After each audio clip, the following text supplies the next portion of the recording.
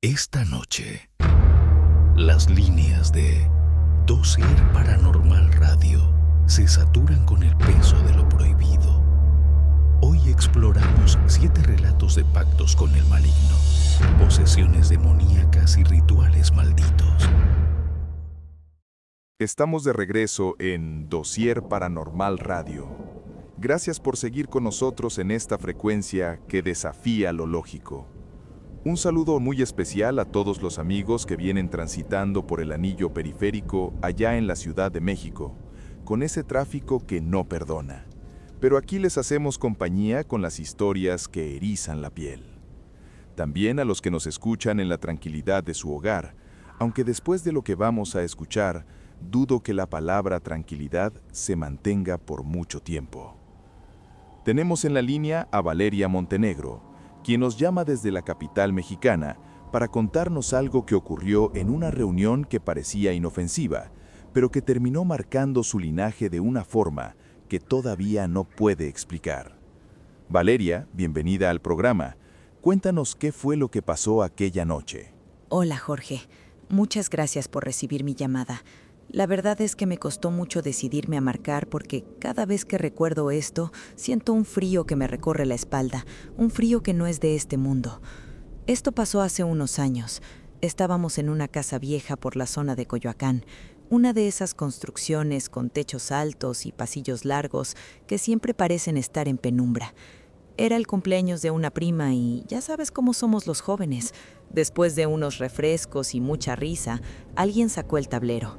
Yo siempre fui escéptica, Jorge, de esas personas que piensan que todo tiene una explicación científica o que alguien está moviendo el puntero con el dedo, pero lo que vivimos esa noche rompió todas mis defensas. No habíamos ni siquiera puesto las manos sobre la madera de forma oficial. Apenas estábamos acomodando las velas y el ambiente ya se sentía pesado, como si el aire se hubiera vuelto más espeso, como si nos estuvieran observando desde las esquinas del techo. Te entiendo perfectamente, Valeria. Esa zona de Coyoacán tiene una carga histórica y energética muy fuerte. Las paredes ahí guardan muchos ecos. Me dices que ni siquiera habían comenzado formalmente y ya sentían esa presión en el pecho, esa mirada invisible. Así es, Jorge. Estábamos sentados en el suelo, en un círculo. Éramos 5 personas. Pusimos el tablero en una mesa de centro de madera oscura. Todavía no hacíamos la pregunta de apertura, esa que todos conocen de si hay alguien ahí. Yo estaba terminando de encender una vela blanca cuando escuchamos un golpe seco debajo de la mesa. No fue un crujido de la madera por el clima, fue un golpe deliberado, como si alguien hubiera nudillado desde abajo. Nos quedamos callados, mirándonos los unos a los otros, tratando de encontrar una cara de bromista, pero todos estábamos igual de pálidos. En ese momento, sin que nadie tocara el puntero, la pieza de madera empezó a vibrar. No se movía hacia los lados, vibraba sobre su propio eje con una fuerza que hacía que chocara contra el tablero. Mis manos empezaron a sudar frío. Sentí que la temperatura de la habitación bajó de golpe. Podía ver mi propio aliento a pesar de que estábamos en plena época de calor. Fue entonces cuando el puntero se disparó hacia la letra M. ¡Qué momento tan tenso, Valeria! Es increíble cómo el ambiente cambia de un segundo a otro cuando se abre una puerta que no debería tocarse. Me dices que se movió solo, sin contacto físico, directo a la letra M. Directo, con una velocidad que no parecía natural. Se quedó ahí un segundo y luego se movió con precisión quirúrgica a la O, luego a la N. En ese punto yo pensé que era una coincidencia, tal vez la palabra mundo o muerte, algo genérico que uno espera de esas cosas, pero no se detuvo. Siguió a la T, luego a la E. Jorge, en ese momento mi prima se llevó las manos a la boca y empezó a llorar bajito. El tablero terminó de deletrear M-O-N-T-E-G-N-E-R-O, Montenegro, mi apellido materno. Pero lo más aterrador no fue que pusiera el apellido, sino que lo hizo antes de que nosotros hiciéramos cualquier contacto. Era como si la entidad estuviera pasando lista, como si nos estuviera diciendo que ya sabía quiénes estábamos ahí y específicamente quién era yo. Yo sentí que ese nombre no lo estaban escribiendo en la madera, sino que lo estaban susurrando directamente dentro de mi cabeza. Mis oídos empezaron a sonar y sentí un peso horrible en los hombros, como si alguien se hubiera apoyado sobre mí con todo su cuerpo. Increíble. Es una manifestación de inteligencia pura, Valeria. No es un residuo, es algo que te estaba reconociendo. Que te deletreen el apellido antes de empezar es una señal de advertencia muy clara de que la entidad ya estaba presente en la casa mucho antes de que sacaran el tablero. Eso es lo que más me persigue, Jorge. Después de eso intentamos cerrar la sesión, pero el puntero no se movía hacia el adiós, se quedaba clavado en el centro. Las luces de la sala empezaron a parpadear y escuchamos pasos en el piso de arriba, pasos pesados, como de alguien que arrastraba algo metálico. Mi tía, que es una mujer de mucha fe, entró a la sala porque escuchó el alboroto y cuando nos vio se puso blanca. Ella nos contó después que mi abuelo, que en paz descanse, siempre decía que en esa rama de la familia había una sombra que nos seguía, un cobro pendiente. Yo nunca creí en esas cosas de herencias espirituales hasta esa noche. El tablero no era el origen, fue solo el teléfono que esa cosa usó para decirme que seguía ahí. Desde ese día, Jorge, en mi casa las cosas cambian de lugar. A veces cuando estoy sola en la cocina escucho una voz de hombre que susurra mi apellido, justo como lo hizo el tablero. Es un susurro seco, como si alguien tuviera la garganta llena de arena. Siento que no fue una sesión de juego, fue una notificación de que la deuda, sea cual sea, sigue vigente y me ha encontrado a mí. ¡Qué testimonio tan impactante, Valeria! Nos dejas con la piel de gallina. Ese detalle del susurro seco es una característica de entidades que han estado mucho tiempo vinculadas a una línea familiar. Agradecemos mucho tu confianza para contarlo aquí en Dossier Paranormal. Amigos, lo que Valeria nos cuenta es un recordatorio de que a veces no somos nosotros quienes llamamos a lo desconocido, sino que lo desconocido ya tiene nuestro nombre y dirección, esperando el momento justo para manifestarse. Parece que en el caso de la familia Montenegro, el tablero fue solo el principio de una conversación que no ha terminado. Vamos a una breve pausa y regresamos con más de lo que no tiene explicación. No se retiren. Estamos de regreso en Dossier Paranormal Radio. Gracias por seguir con nosotros en esta noche de misterio y revelaciones. Un saludo muy especial para todos los que nos sintonizan en el Valle de Aburrá, a los que van transitando por la avenida regional en Medellín, o subiendo por Las Palmas con esa neblina que a veces parece esconder algo más que simple humedad. Aquí les hacemos compañía en el misterio. Tenemos en la línea a Santiago Herrera, quien nos llama desde la capital de la montaña para compartir una experiencia que, honestamente, me ha dejado pensativo desde que producción me pasó el reporte. Santiago nos comenta que lo que empezó como una discusión familiar en una casa del barrio Laureles terminó con una voz que no pertenecía a este mundo, revelando cosas que solo los muertos deberían saber. Santiago, buenas noches. Bienvenido al programa. Te escuchamos con mucha atención. Buenas noches, Jorge. Muchas gracias por el espacio. La verdad es que me ha tomado mucho tiempo decidirme a contar esto, porque uno siente que si lo dice en voz alta, le da fuerza a la cosa, ¿me entiende? Esto pasó hace apenas unos meses. Estábamos en la casa de mi madre, una construcción de esas antiguas, de techos altos y suelos de madera que crujen por nada. Mi hermano menor, Camilo, siempre ha sido un muchacho muy tranquilo, pero desde que mi padre falleció hace 2 años, la casa se siente distinta. Es como si el silencio fuera más pesado de lo normal. Esa noche estábamos discutiendo por unos temas de la herencia y unos papeles de una finca que mi papá tenía hacia el oriente antioqueño. La tensión estaba al límite. Camilo estaba sentado en el comedor, bajo una lámpara de luz amarilla que empezó a parpadear, justo cuando él se quedó callado de repente. No fue un silencio normal, Jorge. Fue como si le hubieran sacado el aire de los pulmones. Se quedó mirando un punto fijo en la pared, justo donde mi papá solía colgar su sombrero y sus llaves. Es impresionante lo que nos cuenta Santiago. Esa intrusión cognitiva donde la entidad utiliza los recuerdos o la voz de un ser querido es de lo más perturbador que existe en la investigación de campo. ¿Qué fue exactamente lo que empezó a revelar esa voz? Empezó a hablarnos de una caja metálica que mi padre había enterrado debajo de un árbol de guayabo en la parte de atrás de la casa de campo. Nadie sabía de esa caja, Jorge, ni mi mamá, que vivió con él 40 años. La voz decía que mi padre no había muerto tranquilo porque había hecho un trato para que esa finca nunca diera pérdidas, un trato que involucraba un dinero que no era de él. Pero lo peor fue cuando se dirigió a mi madre y le recordó un incidente de 1985, un secreto de una pérdida que ella tuvo y que nunca nos contó a nosotros, algo que mi papá juró llevarse a la tumba para no manchar el nombre de la familia. Mi mamá se puso pálida, casi se desmaya. Camilo, o lo que fuera que estaba dentro de él, nos decía que cada centavo que disfrutábamos tenía una marca, y que ahora que el dueño original del trato no estaba, la deuda pasaba a nosotros. La atmósfera en ese comedor era irrespirable. Sentíamos que había alguien más parado justo detrás de cada uno de nosotros, respirándonos en la nuca con un olor a azufre y a humedad vieja.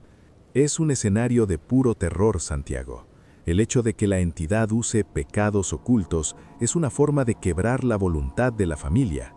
Me dices que sentían presencias adicionales en la habitación, como si no estuvieran solos con esa voz. Así es, Jorge. Yo sentía que las sombras de las esquinas se despegaban de la pared. Camilo empezó a golpearse la frente contra la mesa de madera mientras seguía gritando esos secretos. Decía nombres de personas que ya murieron, hablaba de deudas de sangre y de una habitación que mi papá siempre mantenía bajo llave en la finca. Lo más aterrador fue cuando Camilo volvió en sí, cayó al suelo, convulsionando un poco, y cuando despertó, no recordaba nada.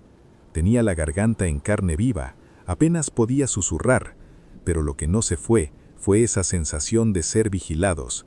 Fuimos a la finca semanas después, movidos por la curiosidad y el miedo, y cavamos donde la voz dijo. Encontramos la caja, Jorge.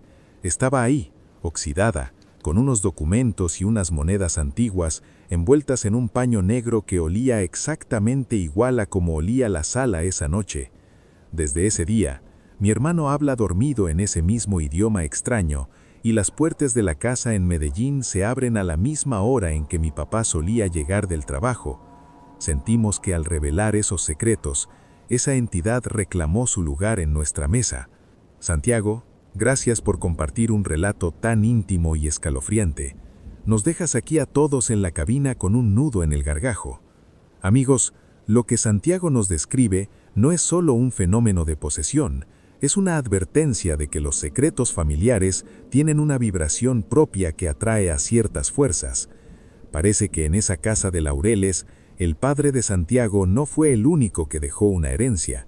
La caja fue encontrada, pero la entidad, al parecer, no tiene ninguna intención de retirarse ahora que los secretos están a la luz. Tengan cuidado con lo que guardan bajo llave, porque hay oídos que no pertenecen a este plano y que siempre están escuchando. Vamos a unos mensajes y volvemos, que la noche apenas comienza. No apaguen la luz. Estamos de regreso en Dossier Paranormal Radio. Gracias por permanecer en sintonía en esta noche, donde las sombras parecen cobrar vida propia. Un saludo muy especial para todos los amigos que nos escuchan desde la hermosa Buenos Aires, especialmente a quienes vienen transitando por la Avenida Rivadavia o la General Paz a esta hora, con el frío de la noche calando en los huesos. Cuídense mucho en la ruta. También a quienes nos reciben en sus hogares, donde a veces uno cree estar solo, hasta que escucha un crujido en la habitación de al lado. Tenemos en la línea a Beatriz Olmedo, quien nos llama desde el barrio de Caballito, para relatarnos una experiencia que desafía toda lógica religiosa y que tiene que ver con el registro de algo que simplemente no debería sonar así. Beatriz nos comenta que lo que documentó en el cuarto de oración de su abuela agonizante es algo que le ha robado el sueño y la paz. Beatriz, buenas noches. Bienvenida a Dossier Paranormal. Cuéntanos tu historia. Hola Jorge, buenas noches. Muchas gracias por atenderme. Te hablo todavía con un poco de temblor en las manos, porque aunque esto pasó hace unas semanas, el sonido se me quedó grabado no solo en el celular, sino en el alma. Mi abuela, que se llamaba Amalia, era una mujer de una fe inquebrantable, de esas abuelas de antes que se pasaban horas en su cuarto de oración, rodeada de imágenes de santos, velas de cera de abeja y ese olor a incienso que siempre se quedaba pegado en las cortinas. Ella vivía en una de esas casas de techos altísimos en Caballito. Cuando cayó enferma y quedó postrada, el ambiente de la casa cambió. Ya no se sentía esa paz de los rezos, sino una pesadez, como si el aire se hubiera vuelto rancio. Yo me quedaba a cuidarla por las noches. Un martes, cerca de las 3 de la mañana, empecé a escuchar un murmullo que venía de su oratorio, que está justo al lado de su dormitorio. Era una voz monótona, rítmica, pero algo estaba muy mal. ¡Qué impactante, Beatriz! Caballito tiene esas casas antiguas que parecen cajas de resonancia para lo inexplicable.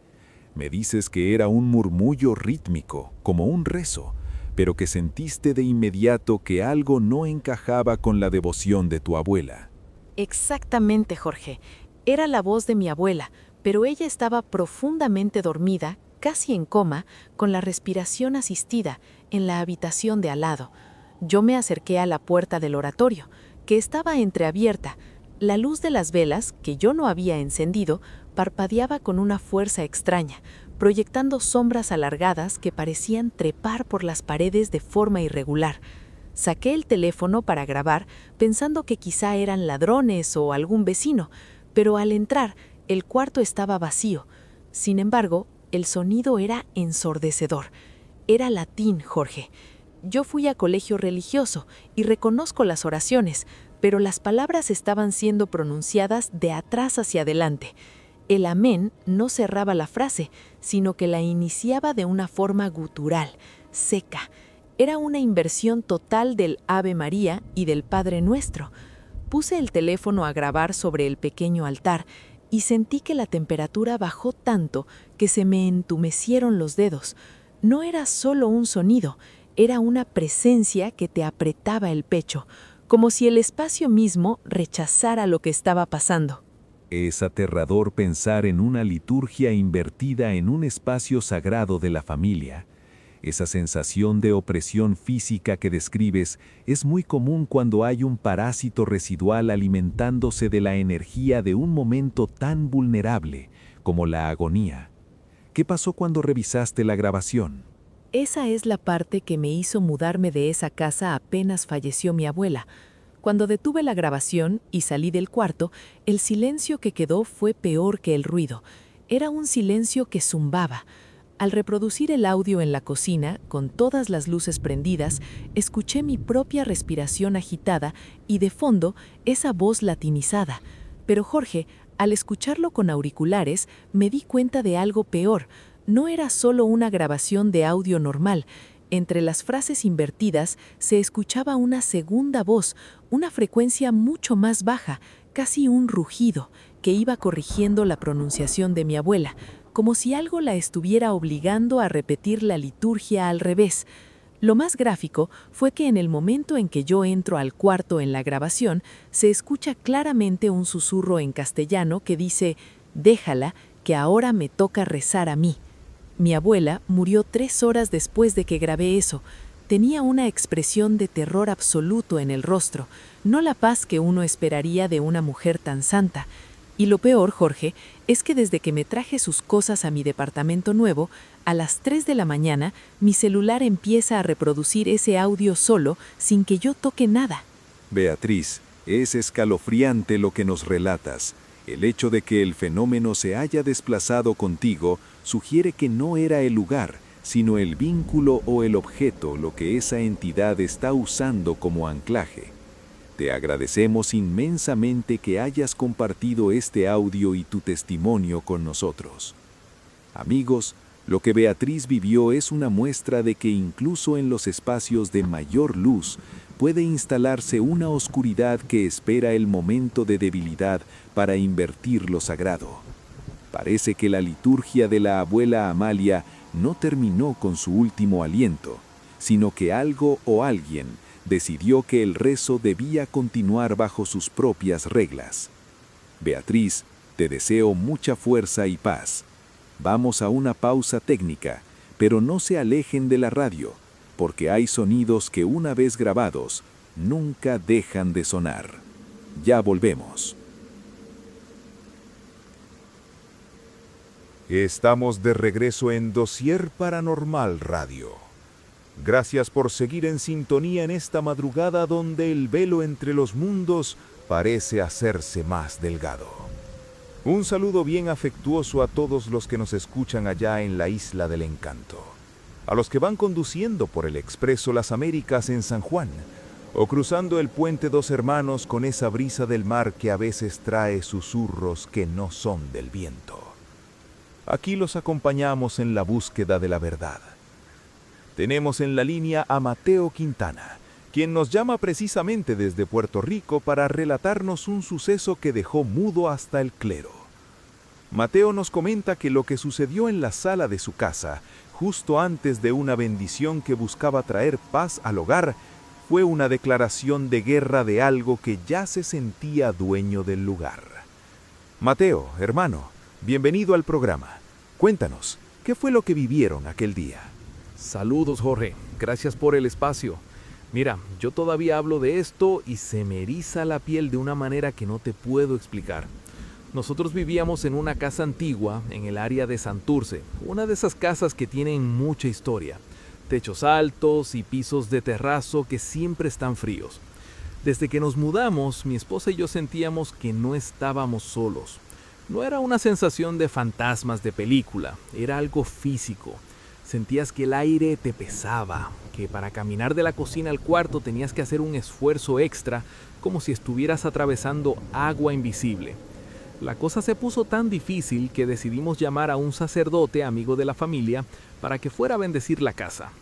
Queríamos limpiar el ambiente, ¿sabes? Sacar esa nube negra que parecía estar instalada en la sala.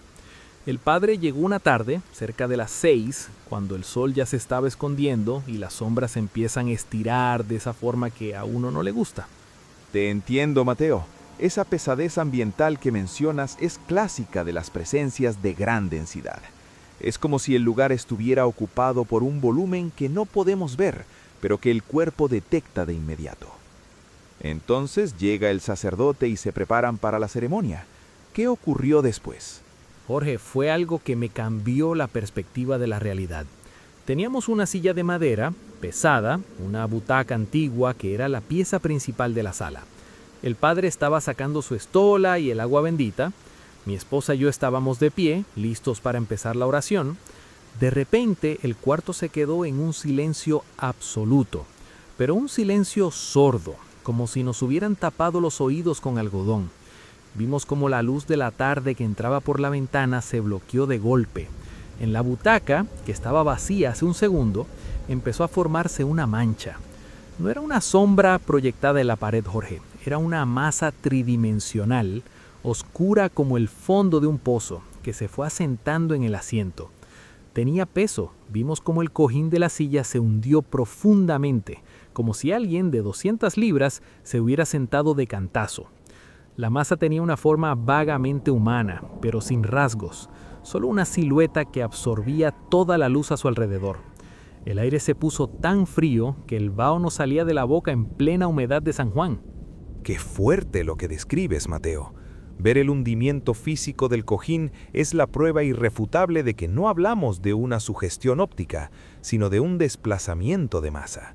Es como si esa entidad estuviera reclamando su trono frente a la autoridad espiritual. ¿Cómo reaccionó el clérigo ante esa manifestación tan directa?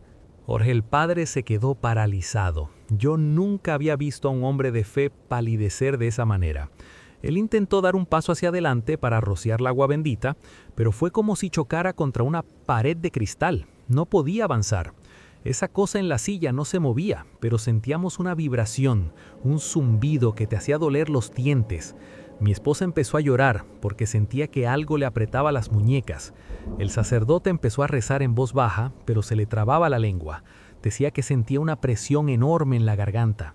Esa mancha oscura, ese trono de la sombra, simplemente nos estaba mirando sin tener ojos. Era una presencia opresiva que nos decía, aquí mando yo. El padre finalmente nos hizo una seña para que saliéramos de la casa. Salimos al balcón y nos quedamos ahí, temblando. Él nos dijo algo que nunca voy a olvidar. Eso que está ahí no es una alma en paña, es algo que ha estado ahí mucho antes que los cimientos de esta casa y no reconoce mi autoridad. Esas palabras del sacerdote son lapidarias, Mateo. Cuando un experto admite que la presencia es preexistente y que tiene esa capacidad de bloqueo físico, estamos hablando de un caso de infestación mayor. Es un desplazamiento territorial en toda regla.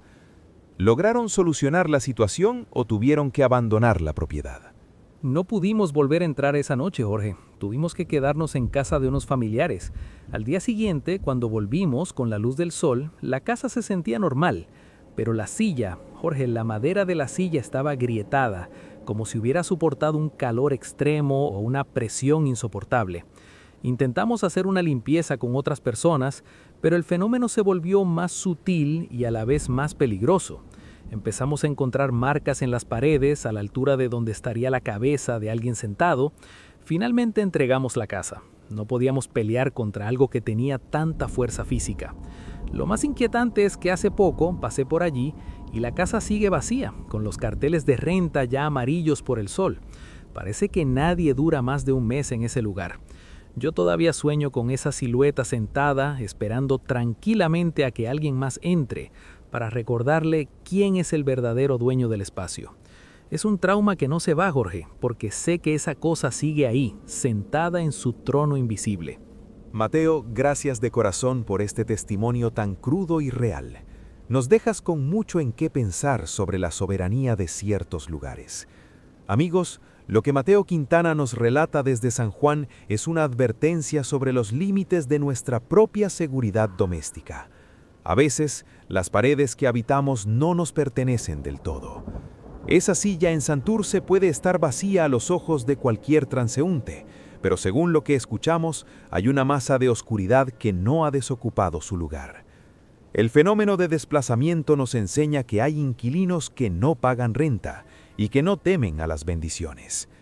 Vamos a una pausa necesaria para procesar esto, pero no se retiren, que aún quedan más expedientes por abrir. Dossier Paranormal. Regresamos en breve. Estamos de regreso en Dossier Paranormal Radio. Gracias por seguir en sintonía en esta madrugada donde el velo entre los mundos parece hacerse más delgado. Un saludo bien afectuoso a todos los que nos escuchan allá en la Isla del Encanto, a los que van conduciendo por el Expreso Las Américas en San Juan, o cruzando el puente Dos Hermanos con esa brisa del mar que a veces trae susurros que no son del viento. Aquí los acompañamos en la búsqueda de la verdad. Tenemos en la línea a Mateo Quintana, quien nos llama precisamente desde Puerto Rico para relatarnos un suceso que dejó mudo hasta el clero. Mateo nos comenta que lo que sucedió en la sala de su casa, justo antes de una bendición que buscaba traer paz al hogar, fue una declaración de guerra de algo que ya se sentía dueño del lugar. Mateo, hermano, bienvenido al programa. Cuéntanos, ¿qué fue lo que vivieron aquel día? Saludos, Jorge. Gracias por el espacio. Mira, yo todavía hablo de esto y se me eriza la piel de una manera que no te puedo explicar. Nosotros vivíamos en una casa antigua en el área de Santurce, una de esas casas que tienen mucha historia. Techos altos y pisos de terrazo que siempre están fríos. Desde que nos mudamos, mi esposa y yo sentíamos que no estábamos solos. No era una sensación de fantasmas de película, era algo físico. Sentías que el aire te pesaba, que para caminar de la cocina al cuarto tenías que hacer un esfuerzo extra, como si estuvieras atravesando agua invisible. La cosa se puso tan difícil que decidimos llamar a un sacerdote amigo de la familia para que fuera a bendecir la casa. Queríamos limpiar el ambiente, ¿sabes? Sacar esa nube negra que parecía estar instalada en la sala. El padre llegó una tarde, cerca de las 6, cuando el sol ya se estaba escondiendo y las sombras empiezan a estirar de esa forma que a uno no le gusta. Te entiendo, Mateo. Esa pesadez ambiental que mencionas es clásica de las presencias de gran densidad. Es como si el lugar estuviera ocupado por un volumen que no podemos ver, pero que el cuerpo detecta de inmediato. Entonces llega el sacerdote y se preparan para la ceremonia. ¿Qué ocurrió después? Jorge, fue algo que me cambió la perspectiva de la realidad. Teníamos una silla de madera, pesada, una butaca antigua que era la pieza principal de la sala. El padre estaba sacando su estola y el agua bendita. Mi esposa y yo estábamos de pie, listos para empezar la oración. De repente, el cuarto se quedó en un silencio absoluto, pero un silencio sordo, como si nos hubieran tapado los oídos con algodón. Vimos cómo la luz de la tarde que entraba por la ventana se bloqueó de golpe. En la butaca, que estaba vacía hace un segundo, empezó a formarse una mancha. No era una sombra proyectada en la pared, Jorge. Era una masa tridimensional, oscura como el fondo de un pozo, que se fue asentando en el asiento. Tenía peso. Vimos cómo el cojín de la silla se hundió profundamente, como si alguien de 200 libras se hubiera sentado de cantazo. La masa tenía una forma vagamente humana, pero sin rasgos, solo una silueta que absorbía toda la luz a su alrededor. El aire se puso tan frío que el vaho nos salía de la boca en plena humedad de San Juan. Qué fuerte lo que describes, Mateo. Ver el hundimiento físico del cojín es la prueba irrefutable de que no hablamos de una sugestión óptica, sino de un desplazamiento de masa. Es como si esa entidad estuviera reclamando su trono frente a la autoridad espiritual. ¿Cómo reaccionó el clérigo ante esa manifestación tan directa? Jorge, el padre se quedó paralizado. Yo nunca había visto a un hombre de fe palidecer de esa manera. Él intentó dar un paso hacia adelante para rociar la agua bendita, pero fue como si chocara contra una pared de cristal. No podía avanzar. Esa cosa en la silla no se movía, pero sentíamos una vibración, un zumbido que te hacía doler los dientes.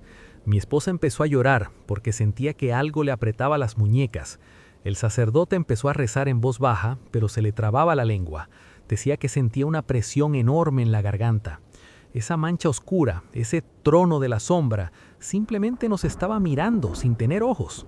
Era una presencia opresiva que nos decía, aquí mando yo.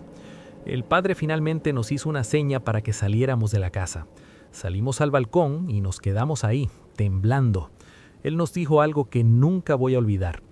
Eso que está ahí no es una alma en paña. Es algo que ha estado ahí mucho antes que los cimientos de esta casa y no reconoce mi autoridad.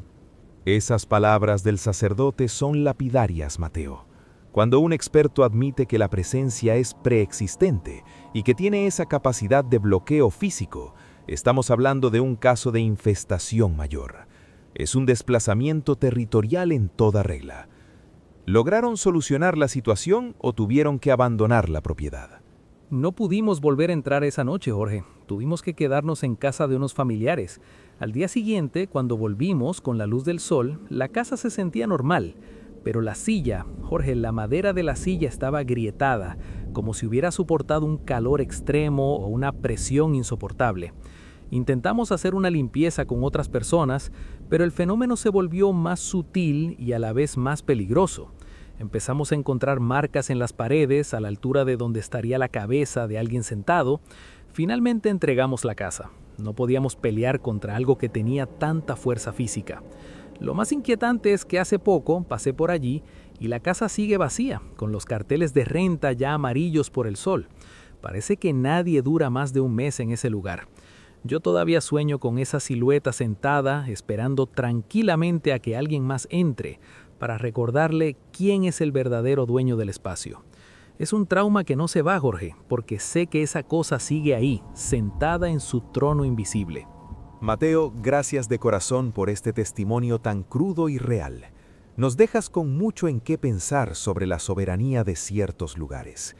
Amigos, Lo que Mateo Quintana nos relata desde San Juan es una advertencia sobre los límites de nuestra propia seguridad doméstica. A veces, las paredes que habitamos no nos pertenecen del todo.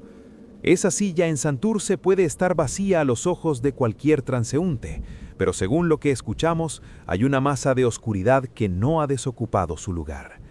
El fenómeno de desplazamiento nos enseña que hay inquilinos que no pagan renta y que no temen a las bendiciones.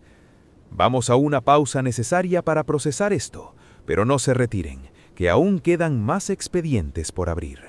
Dossier Paranormal. Regresamos en breve. Estamos de regreso en Dossier Paranormal Radio. Gracias por seguir en sintonía en esta madrugada, donde los secretos de familia deciden finalmente salir a la luz. Un saludo muy especial a todos los amigos que nos escuchan en el Cono Sur, allá en la bellísima ciudad de Santiago de Chile.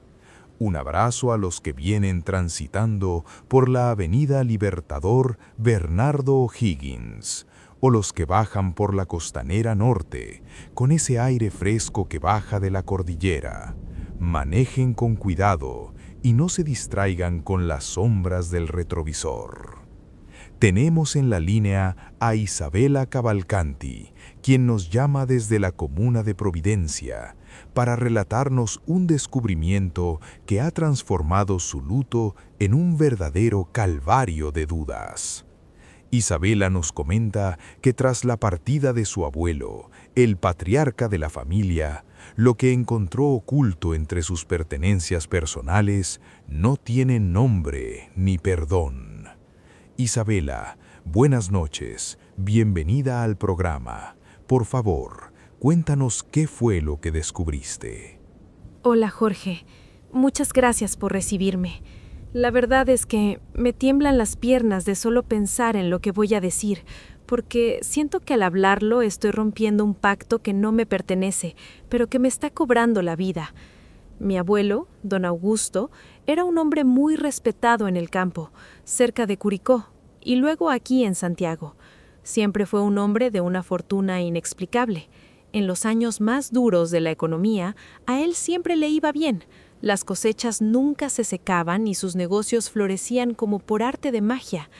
Falleció hace 3 meses y como yo era su nieta favorita y la más ordenada, me encargaron vaciar su escritorio en la vieja casona familiar. Era un cuarto que siempre estaba cerrado con llave, un lugar donde el aire se sentía distinto, como si el tiempo se hubiera quedado congelado en los años 50. Entre fotos viejas y títulos de propiedad, encontré un fundo falso en un cajón de roble. Había una caja de cuero negro, muy gastada, y adentro no había joyas ni dinero, Jorge. Había una serie de cartas escritas a mano y un listado de nombres con fechas exactas. ¡Qué descubrimiento tan perturbador, Isabela! Esas casonas antiguas en Providencia guardan memorias que a veces es mejor no remover. Me dices que encontraste una lista de nombres y fechas. ¿Notaste algún patrón que te hiciera pensar que aquello no era un simple registro de negocios? Al principio pensé que eran empleados, Jorge, pero cuando empecé a leer las fechas se me heló la sangre. Al lado de cada nombre había una cruz roja y una descripción breve de cómo habían fallecido. Tíos abuelos que yo nunca conocí, primos lejanos, incluso un hermano de mi padre que supuestamente murió de una caída accidental cuando era niño. Todos morían en años de gran prosperidad para mi abuelo. En una de las cartas, fechada en 1962, mi abuelo le escribía a alguien que no mencionaba por nombre, pero lo trataba de el cobrador. Decía textualmente: «Entiendo que la tierra exige su tributo de sangre para que el oro siga brotando. Acepto el intercambio de la rama por el fruto». Jorge, el lenguaje era de una frialdad absoluta. No era la letra de un loco, era la letra de un hombre de negocios cerrando un trato. Mientras leía eso, sentí que alguien se paraba justo detrás de mí. La habitación, que no tiene corrientes de aire, se llenó de un olor a tierra mojada y a flores podridas, como de cementerio antiguo. Sentí una mano pesada y helada apoyándose en mi hombro, pero cuando me di la vuelta no había nadie.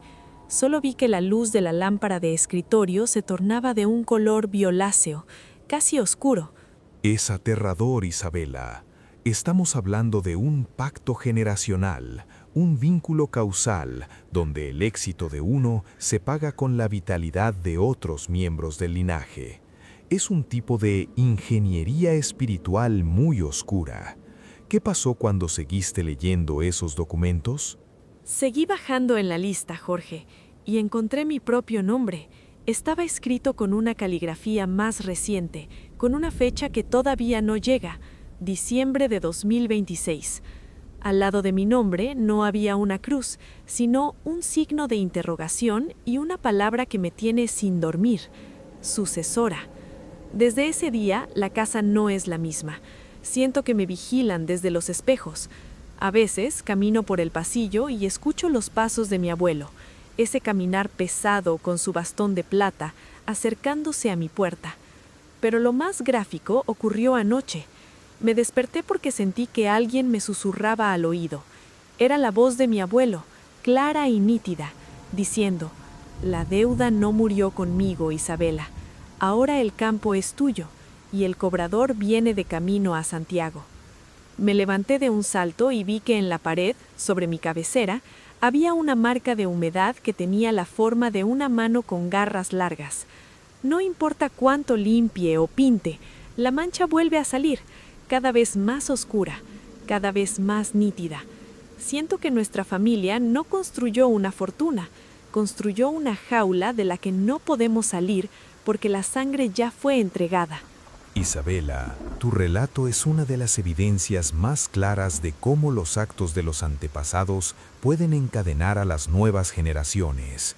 Ese cobrador parece ser una entidad que no entiende de herencias legales, sino de compromisos vitales. Te agradecemos mucho la valentía de compartir esto, especialmente con esa fecha de 2026 tan cerca. Amigos, lo que Isabela Cavalcanti nos describe desde Santiago es un recordatorio de que a veces el precio del éxito es demasiado alto para que lo pague una sola persona. Parece que en esa familia los billetes tienen un color rojizo que no se quita con nada. Isabela, por favor mantente en contacto con nosotros. Este caso requiere un seguimiento muy profundo. El abuelo Augusto se fue, pero dejó la puerta abierta y parece que el invitado ya está en la sala. Vamos a una pausa, pero quédense cerca, porque en Dossier Paranormal, el pasado siempre sabe cómo encontrarte. Ya regresamos. Buenas noches, familia de Dossier Paranormal. Estamos de regreso en esta madrugada que se siente más pesada de lo habitual.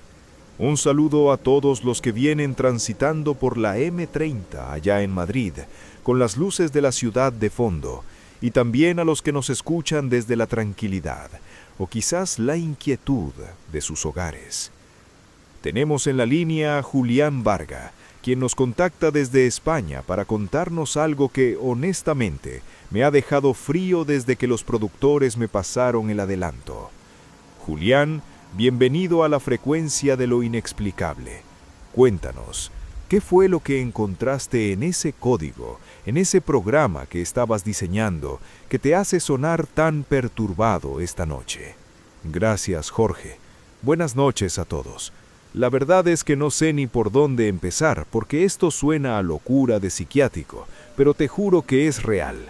Yo soy programador, vivo aquí en el centro de Madrid, cerca de la Plaza de Castilla, y hace unos meses me obsesioné con crear un software de trading, algo que pudiera predecir los movimientos del mercado con una precisión absoluta.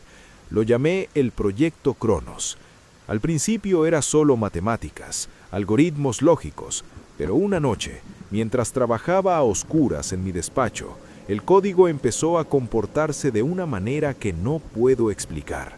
No eran errores de sintaxis, era como si el programa estuviera aprendiendo a comunicarse conmigo, a entender no solo la bolsa, sino mis propios deseos. Es increíble lo que mencionas, Julián. Siempre hemos dicho que la tecnología tiene sus sombras.